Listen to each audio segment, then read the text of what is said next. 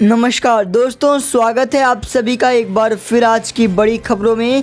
दरअसल बता दें कि भारत में कई बड़ी खबरें निकल के आ रही हैं, जानेंगे एक एक करके विस्तार से। लेकिन उससे पहले यदि आप भी हमारे चैनल पर नए हैं तो इस वीडियो को लाइक कीजिए और देखते रहिए। बढ़ते दोस्तों पहली बड़ी खबर की ओर आपको बता दें कि फारूक अब्दुल्ला का विवादित बोल, कहा चीन की मदद से जम्मू कश्मीर में आर्टिकल 370 की बहाली की उम्मीद। दरअसल जम्मू कश्मीर के पूर्व मुख्यमंत्री और नेशनल कॉन्फ्रेंस के नेता फारूक अब्दुल्ला ने विवादित बयान दिया है। उन्होंने कहा कि जम्मू कश्मीर में फिर से अनुच्छेद 370 की बहाली चीन की मदद से हो सकती है।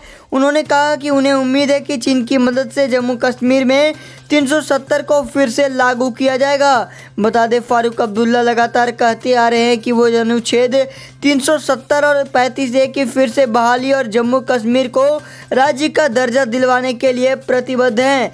बीते सोमवार को नेशनल कॉन्फ्रेंस के अध्यक्ष फारूक अब्दुल्ला ने कहा था कि जम्मू कश्मीर में शांति, विकास और आर्थिक प्रगति का उद्देश्य तब तक प्राप्त नहीं किया जा सकता जब तक केंद्र सरकार पिछले साल 5 अगस्त को लिए गए अपने सभी फैसलों को वापस नहीं ले लेती। श्रीनगर लोकसभा सीट से सांसद अब्दुल्ला ने यहां एक निजी कार्यक्रम में यह टिप्पणी की थी। साथ ही बढ़ते अगली बड़ी खबर की ओर आपको बता दें कि कृषि कानूनों पर 14 अक्टूबर को पंजाब के किसान संगठनों के साथ चर्चा करेगी केंद्र सरकार। दरअसल मोदी सरकार के कृषि से जुड़े 3 कानूनों का पंजाब में सबसे ज़्यादा विरोध हो रहा है। राज्य के किसानों का कहना है कि इन कानूनों के चलते कृषि क्षेत्र कॉरपोरेट के नियंत्रण में चला जाएगा, जबकि केंद्र का कहना है कि इन कानूनों से किसानों को बिचौलियों के चंगुल से मुक्ति मिलेगी और खेती में नई तकनीक की शुरुआत होगी। बता दें कि किसानों में मौजूद शंकाओं को दूर करने के लिए केंद्र सरकार ने पंजाब के किसान संगठनों को 14 अक्टूबर को बातचीत के लिए एक बार फिर आमंत्रित किया है। किसान संगठनों ने रविवार को इस संबंध में जानकारी दी। संगठनों ने कहा कि निमंत्रण स्वीकार करने पर निर्णय 13 अक्टूबर को जालंधर में एक बैठक में लिया जाएगा।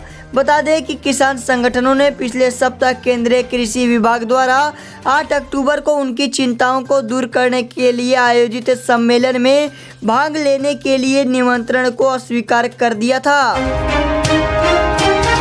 वहीं बढ़ते हैं अगली बड़ी खबर की ओर आपको बता दें कि योगी सरकार की माफियाओं पर सख्ती, मुख्तार अतीक समेत इन अपराधियों पर कसा शिकंजा। दरअसल यूपी सरकार की माफियाओं के खिलाफ कार्रवाई लगातार जारी है।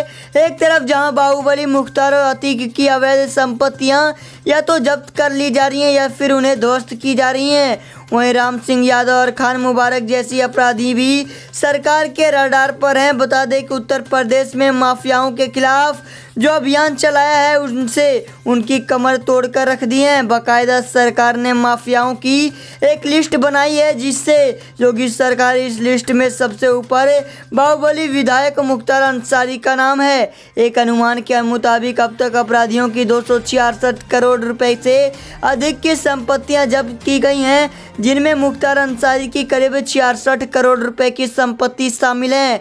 इसके अलावा माफिया पूर्व सांसद अतीक अहमद की भी करीब 60 करोड़ की संपत्ति जब्त की गई है। बता दें उत्तर प्रदेश पुलिस ने माफिया मुख्तार अंसारी और उसके गुर्गों के अवैध स्लॉटर हाउस पर भी कार्रवाई की। अब तक उनके कब्जे से करीब 50 बीघा सरकारी जमीन मुक्त कराई गई है। बता दें कि मुख्तार के कुनबे के 71 शस्त्र लाइसेंस निरस्त कराए गए हैं। तो वहीं बढ़ते हैं अगली बड़ी खबर की ओर आपको बता दें कि 3 तलाक को लेकर कोर्ट में आवाज उठा कानून बनवाने वाली सायरा बानो भाजपा में हुई शामिल। दरअसल 3 तलाक के खिलाफ आवाज उठाने तथा मामले को सुप्रीम कोर्ट से अवैधानिक घोषित कराने सहित इसे दंडनीय अपराध घोषित करे कानून पारित करवाने में कामयाब रहने वाली सायरा बानो अब बीजेपी में शामिल हो गई हैं। उत्तराखंड बीजेपी के अध्यक्ष बंशीधर भगत ने एक समारोह में उन्हें पार्टी की सदस्यता ग्रहण कराई। बता दें कि सायरा बानो ने प्रधानमंत्री मोदी को अपना रोल मॉडल बताते हुए कहा कि मुस्लिम समाज में बीजेपी को लेकर जो डर और संयम बना हुआ है उन्हें दूर करने का प्रयास करेंगी। बीजेपी में शामिल होने के बाद सायरा बानो ने कहा कि 3 तलाक को लेकर मोदी सरकार ने जो कानून बनाया उससे वह बेहद प्रभावित हैं। उन्होंने कहा कि वे अल्पसंख्यक समाज को जोड़ने का काम करेंगी और समाज में फैली विभिन्न भ्रांतियों को दूर करने का काम करती रहेंगी। बता दें, उत्तराखंड के काशीपुर की रहने वाली रिटायर्ड आर्मी अफसर की बेटी सायरा बानो MBA डिग्री धारक है, जो कि सायरा बानो का निकाह 2002 में प्रयागराज निवासी प्रॉपर्टी डीलर रिजवान से हुई थी। रिजवान से सायरा बानो के 2 बच्चे हैं। साल 2015 में पति की प्रताड़ना से परेशान होकर वह अपने मायके आ गई थी।